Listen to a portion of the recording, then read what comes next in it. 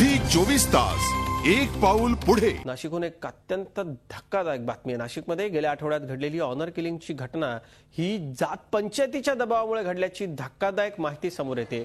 जोशी भटके समाजातल्या जातीबाहेर टाकण्यात आलेल्या हिंगमिरे कुटुंबियांनी हा गौप्यस्फोट केला। एकनाथ कुंभारकर यांनी 9 महिन्यांच्या आपल्या गर्भवती मुलीची गळा दाबून हत्या केली होती।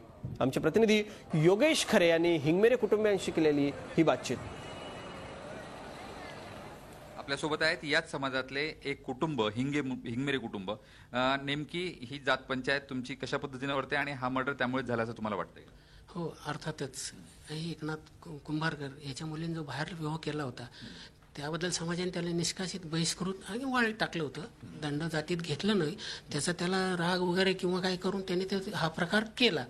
अर्थात तोच प्रकार तीच केस माझ्या बाबतीत आहे, माझ्या मुलीने केलेलं आहे, म्हणून समाजाने मला बाहेर टाकलंय। तुम्हाला असं कधी धमकी दिली गेली का की तुम्ही तुमच्या मुलीला आंतरजातीय विवाह केला, तुम्ही तिची हत्या करा किंवा तुम्ही असं करा, अशी कधी तुम्हाला सांगितलं? प्रत्यक्ष नाही, परंतु अप्रत्यक्ष आमच्या समाजामध्ये बोललं जातं का हा माणूस थोडक्यात वेगळ्या प्रकारे आहे, याला समाजाची चाड नाही, याने समाजाचा गुन्हा केलेला आहे आणि आमच्यासारखी मुलीने केलं असतं तर आम्ही त्या मुलीला मारून टाकलं असतं, अशा प्रकारे ते बोलले जातात, टोमणे दिले जातात। असे किती लोक असतील तुमच्या समाजाचे की ज्यांना असं कुटुंबाबाहेर काढण्यात? आमच्या याच्यामध्ये असे 5-6 लोक आहेत की जे जाती बाहेर टाकलेले आहेत, की तू जातीच्या बाहेर आहे, तुला इथे यायचा काही संबंध नाही, म्हणजे घरचं असून सुद्धा मी जाऊ शकत नाही त्या कार्यक्रमात की किंवा काका पुतण्यांनी कोणी बोलवलं तर ते त्यांना सांगतात तुम्ही जर याला बोलवलं की तुमच्याकडनं आम्ही दंड घेऊया।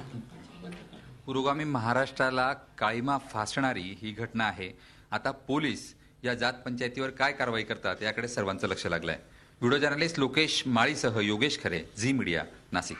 झी 24 तास एक पाऊल पुढे।